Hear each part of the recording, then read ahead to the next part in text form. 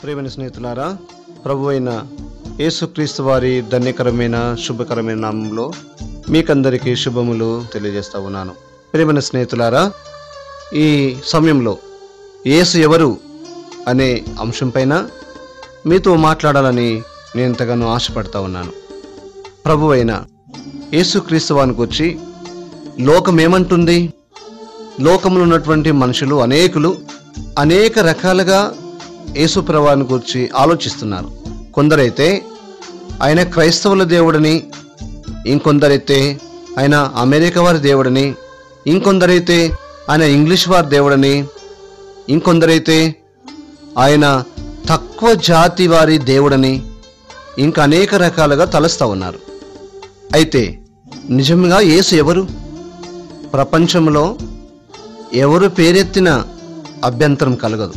కానీ యేసు అంటే చాలు కొందరికి బాధ, కొందరికి కోపము, ఇంకా అనేక రకాలుగా తలస్తూ ఉన్నారు.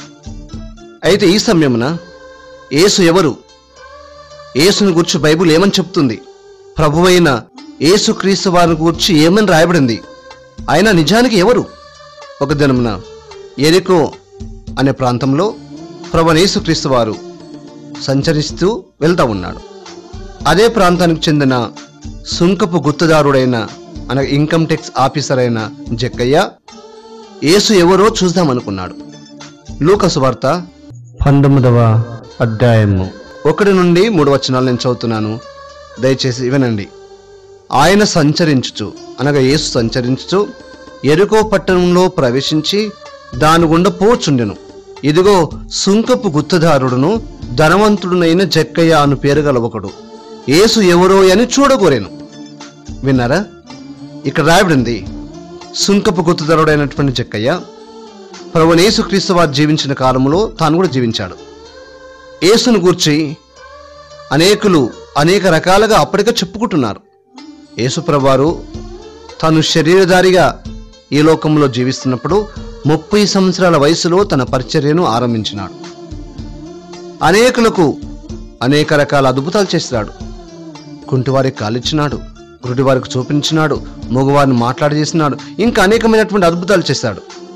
యేసు ఎవరని, ఈయన ద్వారా ఇలాంటి అద్భుతాలు జరుగుతున్నాయని అనేక రకాలుగా మనుషులు చెప్పుకొని ఉంటారు ఆ దినమున. అయితే ఆ దినంలోనే జక్కయ్య అయినటువంటి ఈ మనుషుడు తాను కూడా యేసు ఎవరో చూద్దామనుకున్నాడు. అందుకని యేసు ప్రభువు వెళ్ళేటువంటి మార్గంలో యేసు కన్నా ముందు పరిగెత్తి యేసు ప్రభువు వెళ్ళేటువంటి మార్గంలో ఉన్నటువంటి ఒక మేడి చెట్టునెక్కి ప్రభువైన యేసుక్రీస్తు వారిని చూడాలనుకున్నాడు. ప్రియమైన స్నేహితులారా, ఈ దినమున ప్రభువైన యేసుక్రీస్తు వారిని గూర్చి నీవేమనుకుంటున్నావు? ప్రభువైన యేసుక్రీస్తు వారిని గూర్చి పరిశుద్ధ గ్రంథమైన బైబిల్ ఏమంటుంది? మత్తయి సువార్త 1వ అధ్యాయము 21వ వచనంలో ఇలా రాయబడింది, తన ప్రజలను వారి పాపముల నుండి ఆయనే రక్షించును. అనగా ప్రభువైన యేసుక్రీస్తు వారు ఎవరు అనే మాటకు బైబిల్ సమాధానమిస్తుంది, తన ప్రజలను వారి పాపముల నుండి రక్షించువాడు. ఎవరు తన ప్రజలు? ఈ లోకంలో జీవిస్తున్నటువంటి మానవులందరూ తన ప్రజలు. అనగా ఈ లోకంలో జీవిస్తున్నటువంటి మానవులు ఏ కులానికి, ఏ మతానికి, ఏ భాషకు చెందిన వారైనా, ఏ దేశానికి చెందిన వారైనా వారందరినీ ఒక దేవుడే పుట్టించాడు. వీరందరూ ఒక మానవు నుండే ఇలా విస్తరించారు. వారందరూ తన ప్రజలు అనగా దేవుని ప్రజలు. తన ప్రజలను వారి పాపముల నుండి ఆయనే అనగా యేసు రక్షించును గనుక ఆయనకు రక్షకుడని పేరు. అనగా యేసు ఎవరు అనేటువంటి ప్రశ్నకు మొదటి సమాధానము తన ప్రజలను వారి పాపం నుండి రక్షించువాడు. ఏదైనా మానవుడు పాపం నుండి రక్షించుకోవడానికి, పాపక్షమాపణ పొందడానికి అనేక రకాల ప్రయత్నాలు చేస్తూ ఉన్నాడు. మానవుని ప్రయత్నాలన్నీ ఎలాంటివంటే చిరుతపులి తన మచ్చలను మార్చుకోనట్టు, నీగ్రోవాడు తన రంగును మార్చుకోవడానికి ప్రయత్నం చేసినట్టే అవుతుంది. కానీ లోకమంతని పుట్టించినటువంటి పరమాత్ముడే మానవుల పాపాలు క్షమించాలి కానీ, వారి పాపం నుంచి వారిని రక్షించాలని కానీ, మానవుడు తన సొంత పాపం నుండి రక్షించుకోవడము మానవుని వల్ల కాదు. అందుకే యేసు ఎవరు అంటే యేసు కులానికి, మతానికి, దేశానికి, ఒక ప్రాంతానికి, ఒక వర్గానికి మాత్రమే దేవుడు కాదు. ఆయన తన ప్రజలను వారి పాపముల నుండి రక్షించువాడు. యేసు ఎవరు? అనే ప్రశ్నకు రెండవ సమాధానము మత్తయి సువార్త 27వ అధ్యాయము 13వ వచనం. లోకరక్షకుడు యేసుప్రభువారు లోకరక్షణ కొరకు లోకమంతని రక్షించడానికి సిలువ వేయబడడానికి అప్పగించబడినటువంటి ఆ సందర్భంలో శాస్త్రుల పరిసయ్యులు ప్రభువైన యేసుక్రీస్తు వారిని బంధించి ఆయనకు మరణశిక్ష విధించమని రోమా గవర్నర్ అయిన పొంతి పిలాతు దగ్గరకు తీసుకొచ్చారు. ఆ సమయంలో గడిచిన రాత్రి పిలాతు భార్య ప్రభువైన యేసుక్రీస్తు వారిని గూర్చి కలలో మిక్కిలి బాధపడి ఉదయకాలమే తన భర్త అయిన పిలాతు దగ్గరికి వచ్చి ఈ మాట అంటుంది, నీవు ఆ నీతిమంతుని జోలికి పోవద్దు అని. అనగా యేసు ఎవరు అనే మాటకు బైబిల్ రెండవ సమాధానం ఏమిస్తుందంటే, ఆయన నీతిమంతుడు. ఎవరు చెప్పారు ఈ మాట? పొంతి పిలాతు భార్య చెప్పింది. మత్తయి 27:19లో ఆయన నీతిమంతుడు, సూర్యునిలోనైనా కలంకము కనిపెడతావేమో గాని ప్రభువైన యేసుక్రీస్తు వారిలో ఏ పాపమును కనిపెట్టలేవు. ఆయన నీతిమంతుడు. మూడవది, యేసు ఎవరు అనే మాటకు మత్తయి సువార్త 27వ అధ్యాయము 24వ వచనంలో ఇలా రాయబడింది, ఈ నీతిమంతుని రక్తంను గూర్చి నేను నిరపరాధిని. ఎవరన్నారు ఈ మాట? రోమా గవర్నర్ అయిన పొంతి పిలాతు అంటున్నాడు. ఈయన నీతిమంతుడు, ఇతను సిలువ వేయబడడానికి అర్హుడు కాదు, ఈయనందు ఏ పాపం లేదు, ఈయన నీతిమంతుడు కాబట్టి ఈయన సిలువ వేయ తగుదన్నాడు. యోధులందరూ ఒకటే పట్టుకబట్టి అన్నారు, మాకు బరబ్బనేని విడుదల చేయండి, కానీ యేసుని సిలువేయండి, యేసుని సిలువేయండి, యేసుని సిలువేయండి అని కేకలేశారు. ఆవిడ పిలాతు, ఈ నీతిమంతుని రక్తంను గూర్చి నేను నిరపరాధిని, మీరే చూసుకోండి అందరి ముందు నీళ్లు తీసుకొని పల్లెంలో తన చేతులు కడుక్కున్నాడు. ఈ నీతిమంతుని రక్తంను గూర్చి నేను నిరపరాధినని. విన్నారా?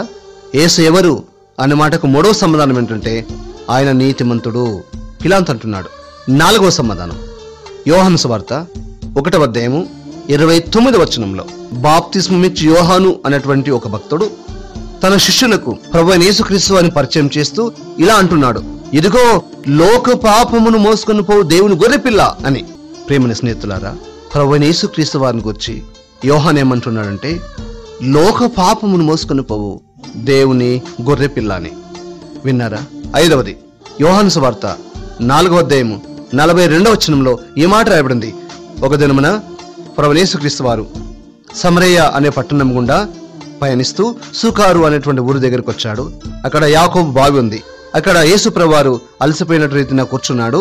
అక్కడ సమరయ స్త్రీ అనేటువంటి ఒక స్త్రీ నీళ్లు చేదుకోవడానికి వచ్చింది. ఆ సమయంలో తనతో మాట్లాడుతూ తాను చేసినవన్నీ తనతో చెప్పాడు. ఆ సమరయ స్త్రీ ఎలాంటి చెడు జీవితాన్ని జీవించిందో అదంతా కూడా ఆమెలో ఉన్నటువంటి ఒక చెడుగును తాను ఏమైతే చేసిందో ఆ సంగతి అంతటిని యేసు ప్రభువు బయట పెట్టాడు. తాను ఊరిలోనికి వెళ్ళి ఆ సమరయులకు అనేకులకు ప్రభువైన యేసుక్రీస్తు వారిని పరిచయం చేసి చెప్పింది. ఆ సమరయులు తమ దగ్గర యేసు ప్రభువుని ఉండమని అడిగితే ఆయన వారి దగ్గర 2 రోజులున్నాడు. ఆయన బోధలు విన్నారు, ఆయన ప్రేమను చూసినారు.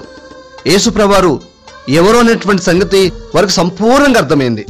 అప్పుడు యోహాను సువార్త 4:42లో వారు అంటున్నారు, ఆ గ్రామస్తులు అంటున్నారు, ఈయన నిజంగా లోకరక్షకుడు. ప్రేమని స్నేహితులారా, వారు యేసు ప్రభువుతో ఉండి యేసు ప్రభువుతో మాట్లాడి చెప్తున్నారు, ఈయన నిజంగా లోకరక్షకుడని. నీవేమనుకుంటున్నావు? నీ అభిప్రాయం ఏంటి? యేసు ఎవరు అనే మాట 6వ సమాధానం యోహాను సువార్త 1వ అధ్యాయము 9-10 వచనాల్లో యోహాను అనే భక్తుడు ఈ మాట అంటున్నాడు, నిజమైన వెలుగు అని. ఎవరు యేసు? యేసు ఎవరంటే ఈ లోకానికి, నీ జీవితానికి నిజమైన వెలుగు. చీకటి జీవితంలో ఉన్నటువంటి మానవునికి, చీకటి పాపము అంధకారం ఉన్నటువంటి మానవులందరికీ నిజమైన వెలుగు. వెలుగు లేకుండా మార్గమును చూడలేము.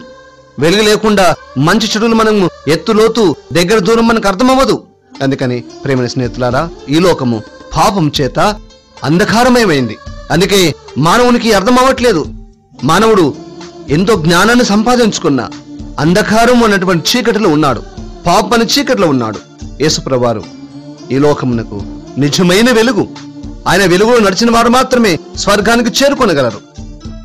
7వది, అపొస్తలుల కార్యములు 3వ అధ్యాయము 26వ వచనంలో ఇలా రాయబడింది, లూకా అనేటువంటి వైద్యుడు ఈ పుస్తకాన్ని రాస్తాడు.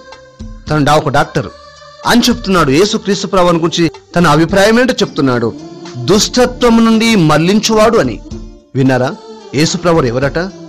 దుష్టత్వం నుండి మళ్లించువాడు, చెడుగు నుండి, సైతాన్ నుండి, దుర్మార్గత నుండి మళ్లించేవాడు. యేసు ప్రభువారు మతనాయకుడు కాదండి. యేసు ప్రభువారు నమ్మిన వారందరూ మతాన్ని మార్చుకోవట్లేదండి.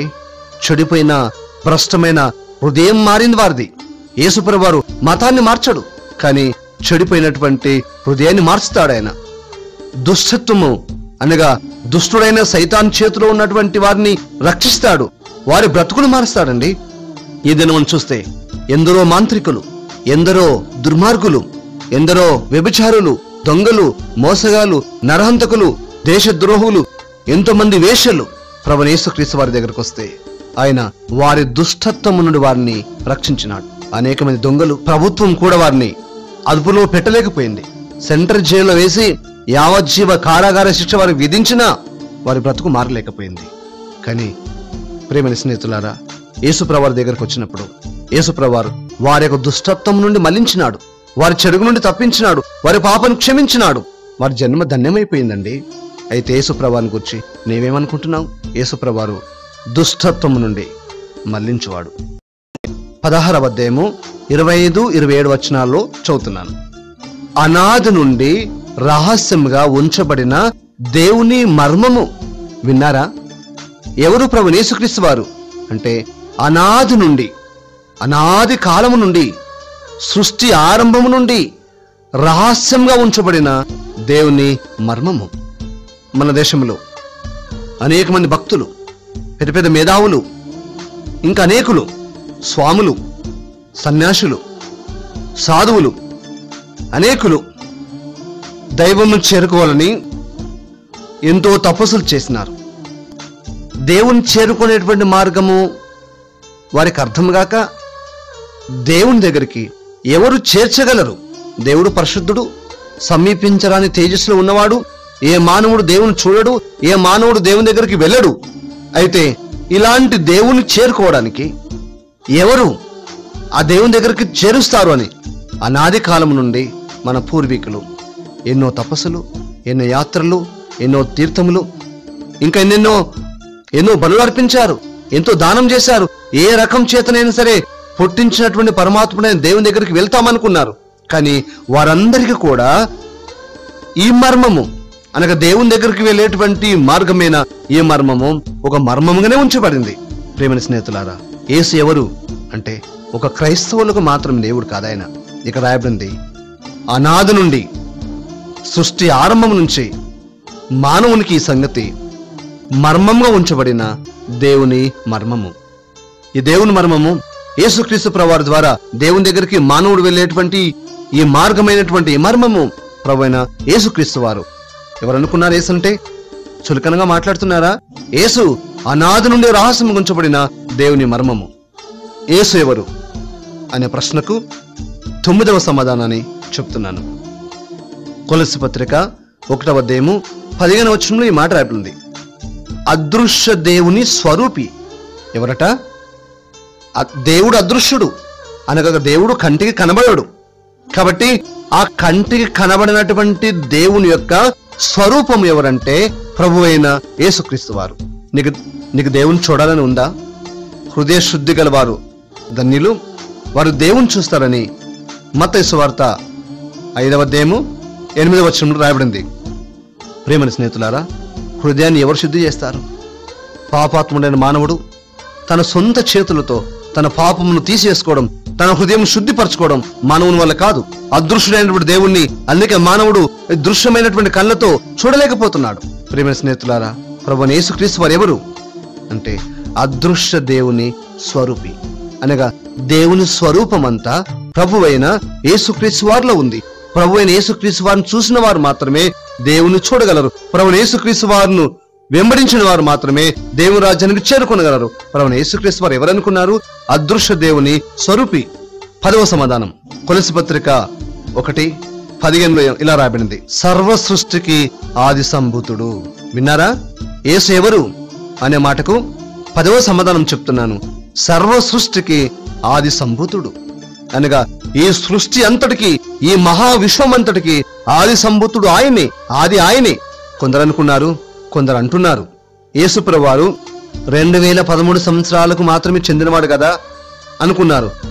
కాదు, ఆయన మానవ జన్మనెత్తి వచ్చింది మాత్రము 2013 సంవత్సరాలు. కానీ ప్రభువైన యేసుక్రీస్తు వారు సృష్టి ఆరంభంకు ముందే ఉన్న దేవుడు, సృష్టి ఆరంభంకు ముందే ఉన్నవాడైన. అందుకే ఈ సర్వ సృష్టికి ఆది సంభూతుడు ఆయనే. 11వ సమాధానం, మొదటి తిమోతి పత్రిక 6వ అధ్యాయము 15వ వచనంలో ఇలా రాయ, సర్వాధిపతి. యేసుప్రభువు వారు ఎవరట? సర్వానికి అధిపతి ఆయనే. నీకు తెలియదేమో, నీకు అధిపతి ఆయనే. లోకంలో ఉన్నటువంటి సర్వ మానవులకు, ఈ లోకంలో ఉన్నటువంటి అధికారులందరికీ, ఈ లోకంలో ఉన్నటువంటి అధిపతులందరికీ అధిపతి ఆయనే. యేసు ఎవరు అనే మాటకు 12వ సమాధానం చెప్తున్నాను. మొదటి తిమోతి పత్రిక 6వ అధ్యాయము 15వ వచనంలో ఈ మాట రాయబడింది, రాజులకు రాజు, ఈ లోకంలో పరిపాలించినటువంటి మహాచక్రవర్తులందరికీ రాజు అయిన. 13వ సమాధానం, మొదటి తిమోతి పత్రిక 6వ అధ్యాయం 15వ వచనంలో ప్రభువులకు ప్రభువు, ప్రభువైన యేసుక్రీస్తు వారిని గురించి నీ అభిప్రాయం ఏంటి? ప్రభువైన యేసుక్రీస్తు వారిని గురించి నీవేమని తలస్తా ఉన్నావు?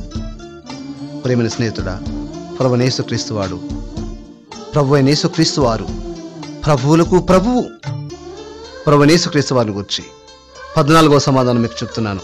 హెబ్రీ పత్రిక 1వ అధ్యాయము 3వ వచనంలో ఇలా రాయబడింది, దేవుని ప్రతిబింబము. ఎవరు? ప్రభువైన యేసుక్రీస్తు వారు దేవుని ప్రతిబింబము. 15వ సమాధానం, హెబ్రీ పత్రిక 1వ అధ్యాయం 4వ వచనంలో ఇలా రాయబడింది, సమస్తమును నిర్వహించువాడు. యేసంటే ఎవరనుకున్నారు? ఆయన గురించి ఏమని తలస్తా ఉన్నారు?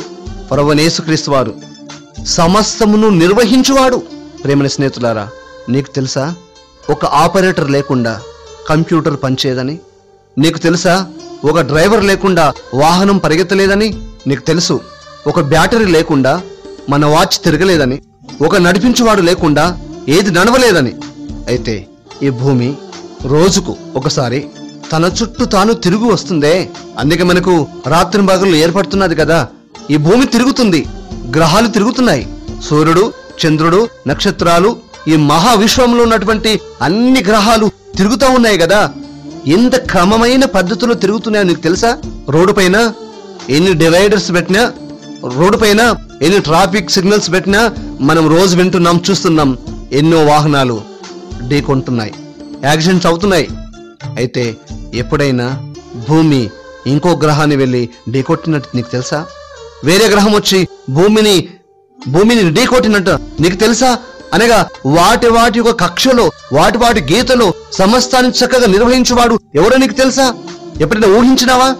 ఖగోళ శాస్త్రాన్ని గురించి ఒకసారి ధ్యానించు, ఈ మహావిశ్వాన్ని గురించి ఒకసారి ఆలోచించు.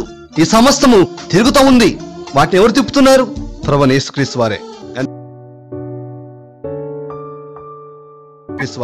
అందుకే 15వ సమాధానం చెప్తున్నాను. ఆయన ఎవరంటే సమస్తమును నిర్వహించువాడు. యేసు ఎవరు అనే మాటకు 16వ సమాధానం, హెబ్రీ పత్రిక 1వ అధ్యాయము 6వ వచనం చెప్తున్నాను, ఆది సంభూతుడు.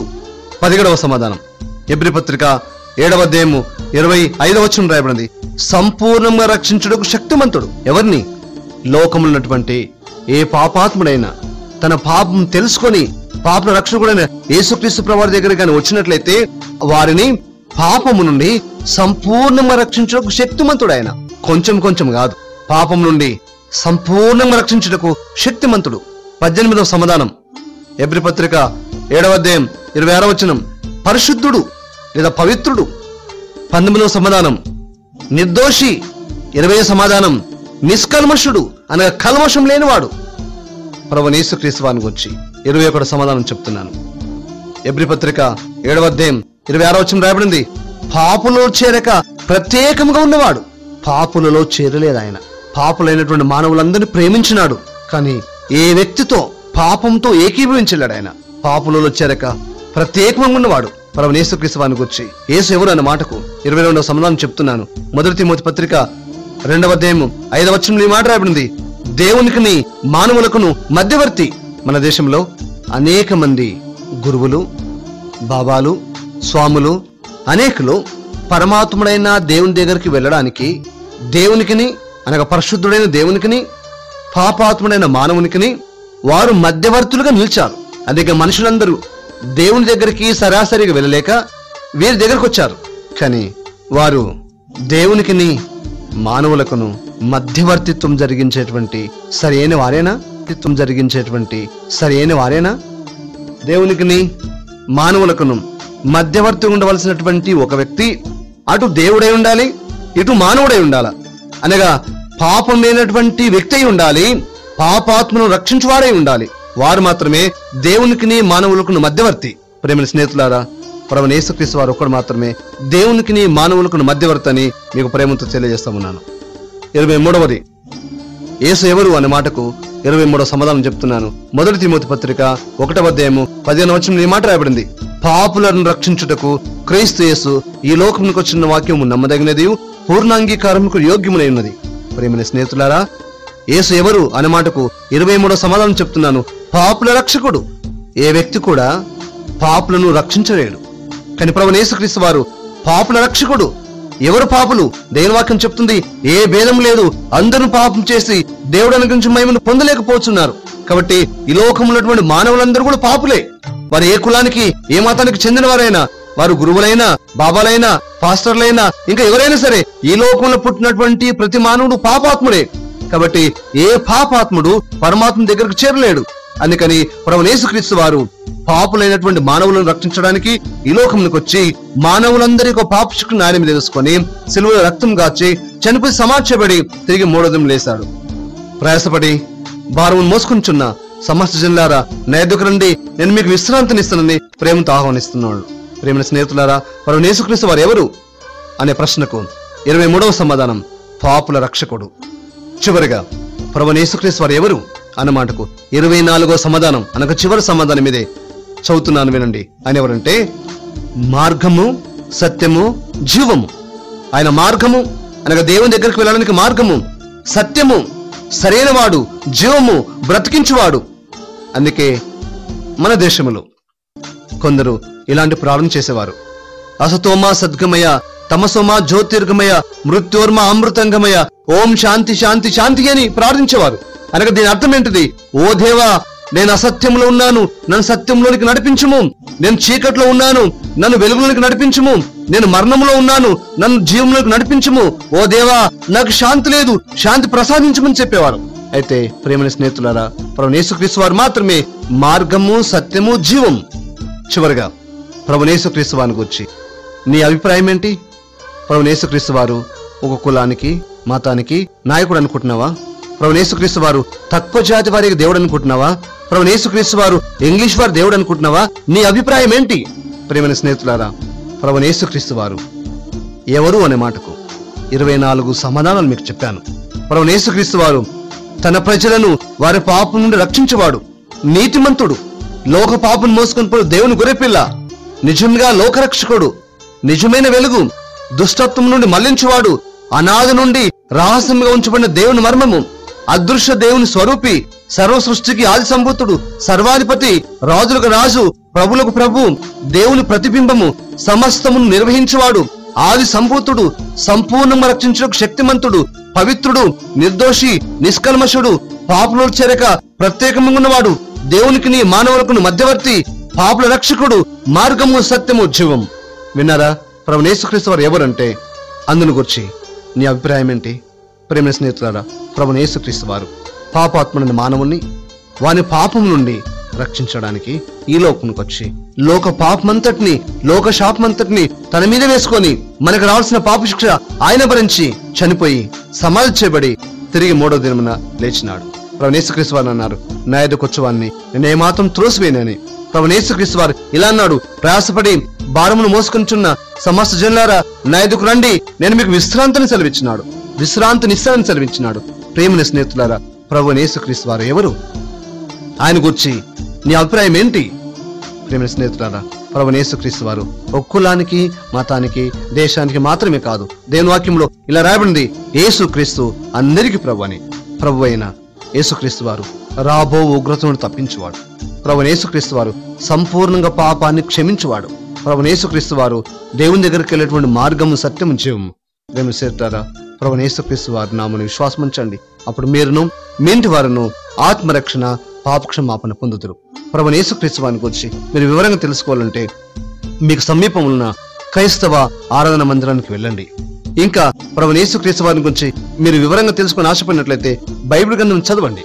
ప్రభు అయిన యేసుక్రీస్తు వారి నామమున విశ్వాసం ఉంచండి. అప్పుడు మీరును మీ ఇంటి వారిను రక్షించబడతారు. దేవుడు మిమ్మల్ని దీవించునుగాక.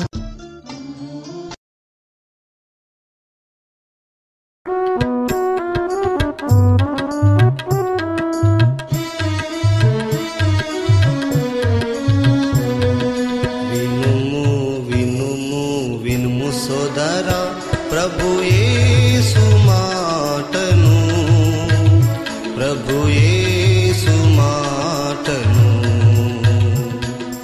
వినుము వినుము వినుము సోదరీ.